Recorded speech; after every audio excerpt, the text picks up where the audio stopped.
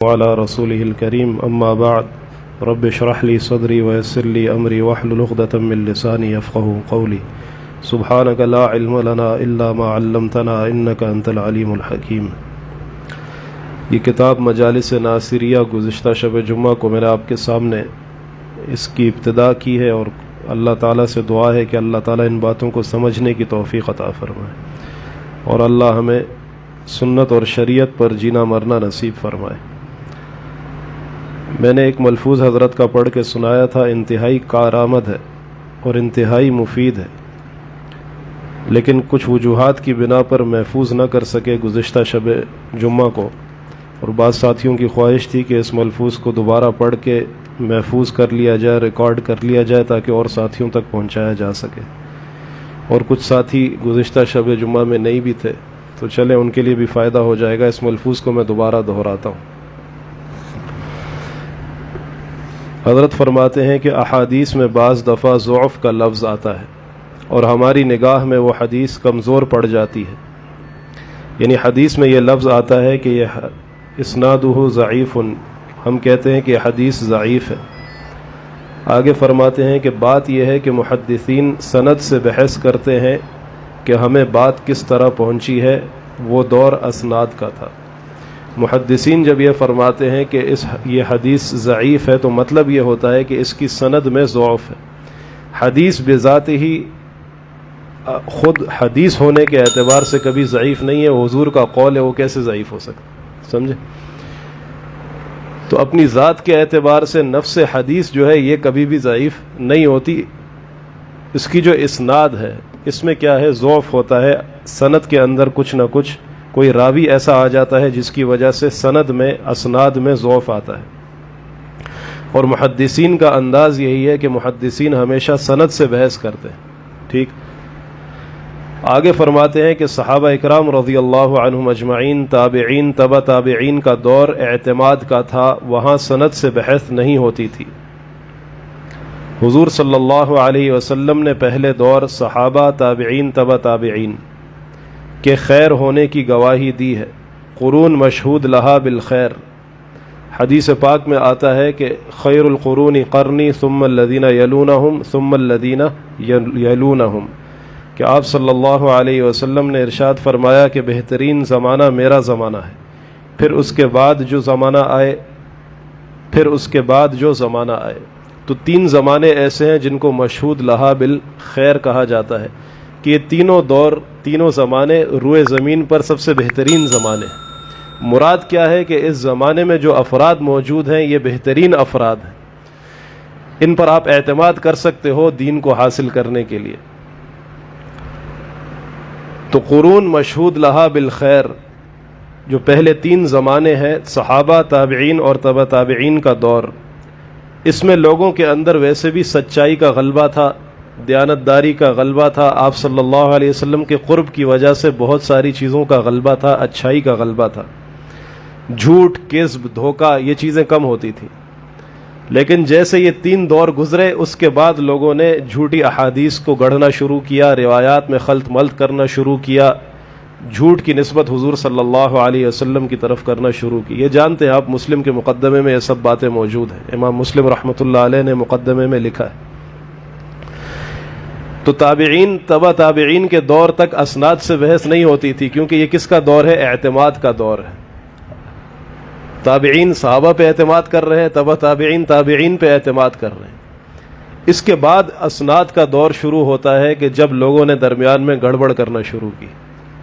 صحیح فرماتے ہیں کہ اگر کوئی شخص یہ کہتا کہ میں نے حضور صلی اللہ علیہ وسلم سے یا فلاں صحابی سے یہ بات سنی ہے تو اس پر اعتماد کیا جاتا تھا، جھوٹ نہیں تھا، کیونکہ تابعی کہہ رہا ہے کہ میں نے صحابی سے سنی، وہ فرماتے ہیں کہ میں نے حضور سے سنی، اس میں جھوٹ کی کوئی احتمال ہی نہیں ہے۔ بعد میں جب جھوٹ پھیلا، پھر اعتماد ختم ہو گیا اور اسناد کی ضرورت پیش آئی کہ کس سے بات سنی ہے، آپ نے کس سے پڑھا، انہوں نے کس سے سنا، انہوں نے کس سے سنا۔ یہ بات پہلے تین ادوار میں نہیں ہے، اس کے بعد اس کی ضرورت پیش آئی ہے۔ وہ کیسا شخص ہے؟ ہو سکتا ہے ایک حدیث جو ہم تک پہنچی ہو اور اس کی سند میں ضعف ہو، لیکن فقہا سند کو نہیں دیکھتے تھے، ان کا دور اسناد سے پہلے کا ہے، وہ اعتماد کے دور میں تھے۔ اب یہ بات دوسری ہے، دیکھو ایک محدثین کا دور ہے اور ایک فقہا کا دور ہے۔ یہ اس لیے بات کو سمجھنا، بتانا، بیان کرنا ضروری ہے کہ آج کل یہ فتنے بڑے زور و شور سے چلتے ہیں۔ وہ ایک انجینئر تشریف فرما ہوتا ہے اللہ ہدایت دے اس کو بھی، بس اور کیا کہہ سکتے ہیں۔ تو وہ کہتا ہے حدیث نمبر فلاں فلاں فلاں پہ دیکھو یہ لکھا ہے، صحیح حدیث ہے، بخاری میں ہے، فلاں ہے، فلاں ہے، رفع الیدین ثابت ہے چلو بات ختم ہو گئی۔ پتہ نہیں کیا کیا الٹی پلٹی باتیں کرتے ہیں۔ بہرحال اب دیکھو وہ آسرا کس کا لیتے ہیں؟ حدیث کا۔ کہتے صحیح حدیث میں یہ آتا ہے، آپ کا عمل تو حدیث کے خلاف ہے۔ سمجھ رہے ہو بات؟ یہ مغالطہ دیا جاتا ہے، گمراہ کرنے کے لیے، پھنسانے کے لیے جو ہے نا ایک انداز اختیار کیا جاتا ہے کہ ایسا معلوم ہوتا ہے جیسے احناف حدیث کے خلاف عمل کر رہے ہیں۔ ایک جواب اس کا یہ سمجھو آپ، محدثین کا دور یہ بات کا ہے، فقہا کا دور یہ پہلے کا ہے۔ فقہا خیر القرون میں سے ہے، محدثین خیر القرون میں نہیں ہے۔ فقہا اس دور کے ہیں، امام ابو حنیفہ رحمۃ اللہ علیہ، امام مالک رحمۃ اللہ علیہ، امام شافعی رحمۃ اللہ علیہ، امام احمد رحمۃ اللہ علیہ، یہ تابعین تبع تابعین کے دور کے لوگ ہیں۔ امام بخاری، امام ترمذی، امام مسلم، امام ابو داؤد، امام باقی جتنے بھی حضرات، ابن ماجہ رحمہم اللہ وغیرہ، یہ سب کے سب حضرات ان کے بعد اس دنیا میں تشریف لائے ہیں، اور یہ جو فقہا تھے یہ پہلے کے تھے۔ یہ بات سمجھے؟ فقہا نے اگر کوئی مسئلہ بیان کیا تو انہوں نے کیسے بیان کیا؟ ان تک حدیث پہنچی، جس ذریعے سے پہنچی اس میں کسی قسم کے جھوٹ کا یا کمزوری کا احتمال نہیں تھا۔ یہ بات سمجھے؟ امام بخاری رحمۃ اللہ علیہ تک جب سند پہنچی تو درمیان میں کوئی ضعیف راوی آ گیا۔ اب وہی حدیث ہے کہ جس سے امام ابو حنیفہ نے استدلال کیا، انہوں نے تو صحابی سے سنی یا براہ راست کسی بڑے تابعی سے سنی، سمجھ رہے ہو؟ تو ان کے دور میں تو ضعف تھا ہی نہیں اس کی سند میں۔ یہ ضعف کب آیا؟ بعد میں آیا۔ جب بعد میں ضعف آیا تو پھر اس کی بنیاد پر حدیث کو ضعیف کہہ کے امام ابو حنیفہ رحمۃ اللہ علیہ کے عمل کو ٹھکرا دینا، یہ کیا ہے؟ جہالت اور نادانی ہے۔ بات سمجھ بھائی؟ ایک اور بات اس کی سمجھو، آگے حضرت نے لکھی ہے بات، جتنے بھی ائمہ گزرے ہیں، یہ ائمہ محدثین مراد لے رہا ہوں۔ ائمہ محدثین، امام بخاری رحمۃ اللہ علیہ، امام ترمذی رحمۃ اللہ علیہ، امام نسائی رحمۃ اللہ علیہ، امام ابو داؤد رحمۃ اللہ علیہ۔ اب دور حدیث کے طلبہ یہ بات سمجھتے اچھی طرح کہ یا تو یہ حضرات مقلد ہیں کسی کے، یا مجتہد منتسب الی الامام ہے۔ سمجھتے ہو یہ بات؟ سمجھتے ہو نا؟ سنا یہ لفظ؟ یا تو خود یہ کسی امام کی کسی مسئلے میں تقلید کر رہے ہیں، یا اگر انہوں نے اجتہاد کیا ہے تو بھی کیسے اصولوں کو سامنے رکھ کر کیا ہے، کسی نہ کسی امام کے اصولوں کے سامنے رکھ کر انہوں نے اجتہاد کیا ہے۔ فقہا کے اصولوں کی روشنی میں انہوں نے اجتہاد فرمایا، خود سے فقہ کے اصول اور ضوابط کو انہوں نے باقاعدہ استنباط کر کے اس کو تحریر نہیں فرمایا، سمجھ رہے ہو؟ بلکہ پہلے جو اصول اور ضوابط مقرر کیے جا چکے تھے اسی کے نظریے میں، اسی کو سامنے رکھتے ہوئے، اسی کے مد نظر انہوں نے مسائل کا استنباط کیا ہے۔ لیکن اس کے باوجود ان پر کسی نہ کسی فقیہ کا رنگ غالب ہے، اس کی تقلید کا رنگ غالب ہے۔ مثال کے طور پر ترمذی شریف آپ حضرات پڑھتے ہیں دور حدیث میں، امام ترمذی کس کے شاگرد ہیں؟ بتاؤ مولوی امام ترمذی فرماتے ہیں وَسَأَلْتُ عَنْ هَذَا الْحَدِيثِ الشیخ محمد۔ یہ محمد کون ہے؟ محمد بن اسماعیل البخاری رحمہ اللہ۔ سمجھ رہے ہو؟ ہے یا نہیں؟ ترمذی شریف میں جہاں سند پر بحث کرتے ہیں، اکثر جگہ آپ دیکھو گے امام ترمذی رحمۃ اللہ علیہ فرماتے ہیں کہ میں نے اسی حدیث کے بارے میں، اس کی سند کے بارے میں اپنے استاد محمد سے پوچھا۔ یہ محمد کون ہے؟ امام بخاری ہے۔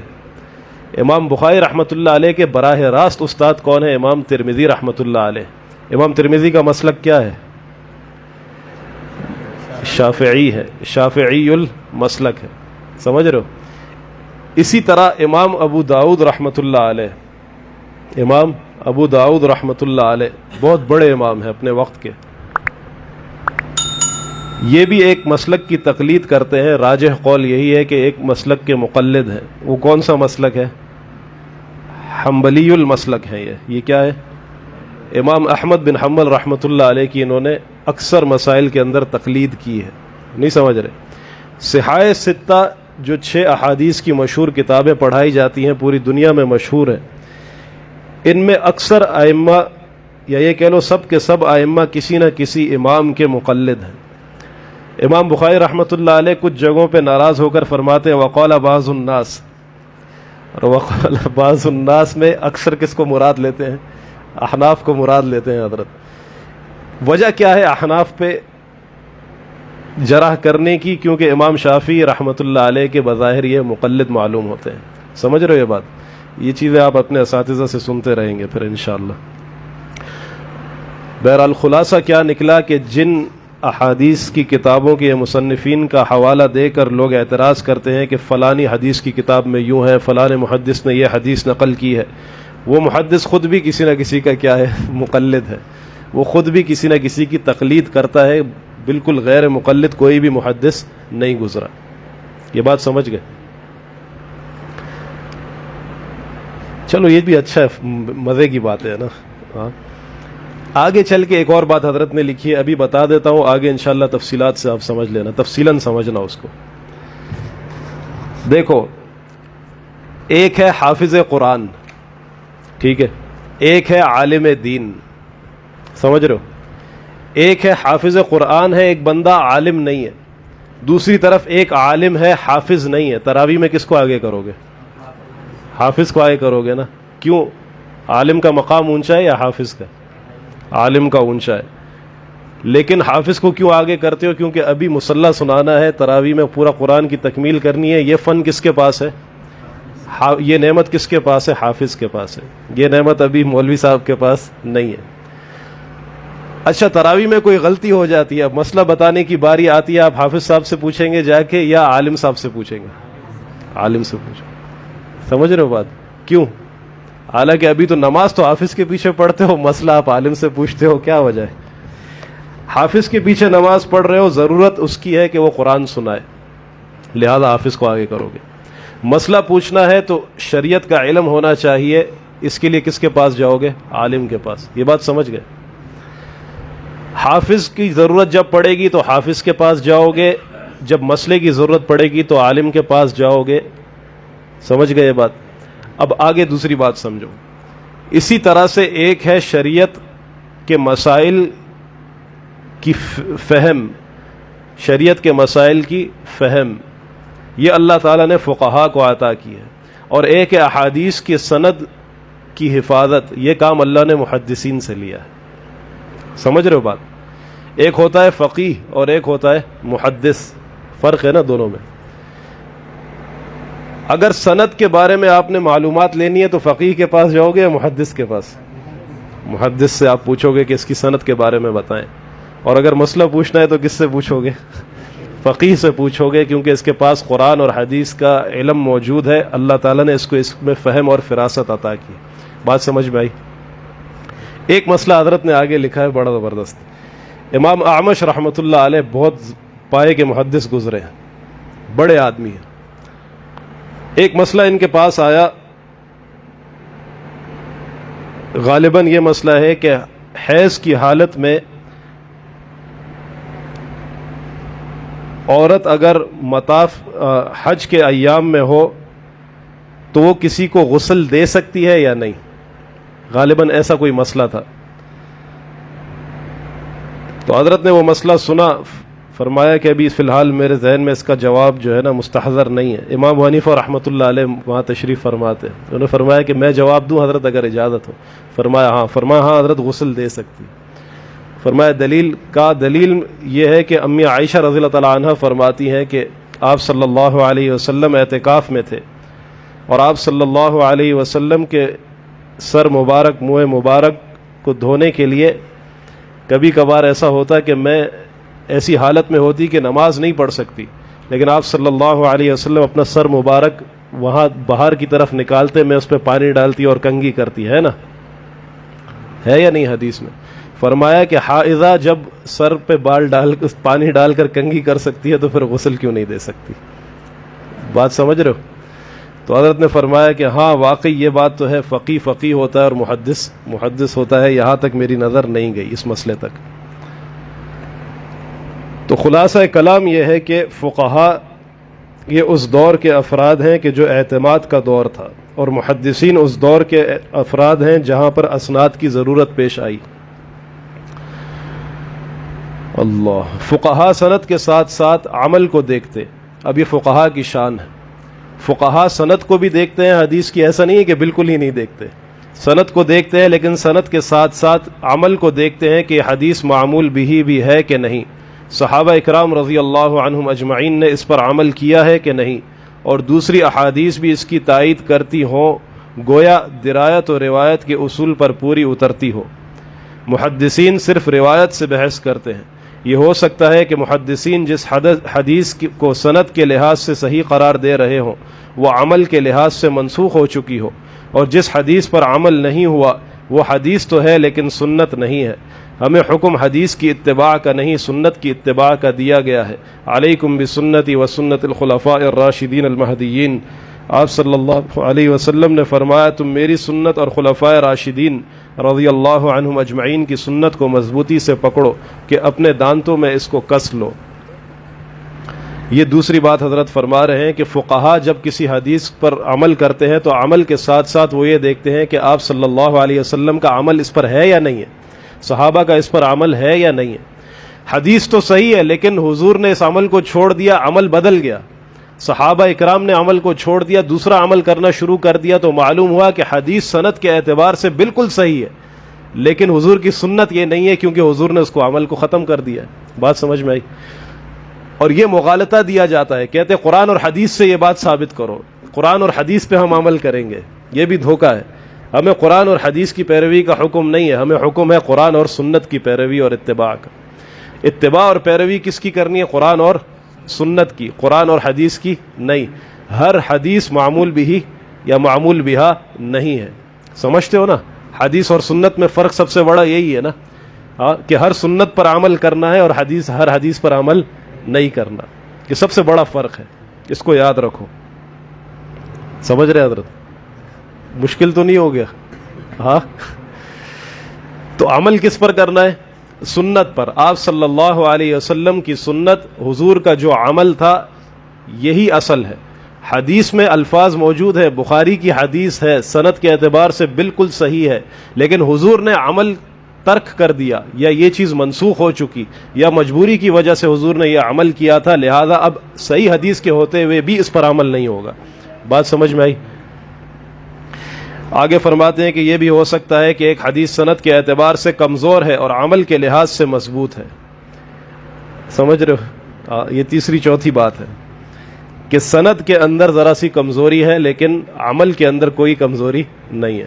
سند میں کوئی راوی ایسا آ گیا جس کے حافظے میں ذرا سی کمزوری ہے، تو آپ نے یہ کہہ دیا کہ سند ضعیف ہے کیونکہ اس میں فلاں راوی ہے جو کثیر الخطا ہے، صحیح ہے، یا اس کا جو ہے نا حافظے میں کوئی گڑبڑ ہے، ٹھیک ہے۔ اب سند کے اندر تو کمزوری آ رہی ہے لیکن آپ صلی اللہ علیہ وسلم کا عمل ایسے ہے، صحابہ کا عمل اسی پر ہے، تو لہذا اس کے مقابلے میں جو صحیح حدیث ہے اس پہ عمل نہیں ہوگا بلکہ اسی ضعیف حدیث پر عمل ہوگا۔ سمجھ میں آیا؟ ضعیف سند والی حدیث کو لیا جائے گا کیونکہ حضور کا عمل اسی طرح ہے، صحابہ کا عمل اسی طرح ہے۔ آگے حضرت نے چل کے ایک اور بات ارشاد فرمائی ہے، بس وقت ختم ہو گیا ہے تو اسی پر اکتفا کرتے ہیں آج۔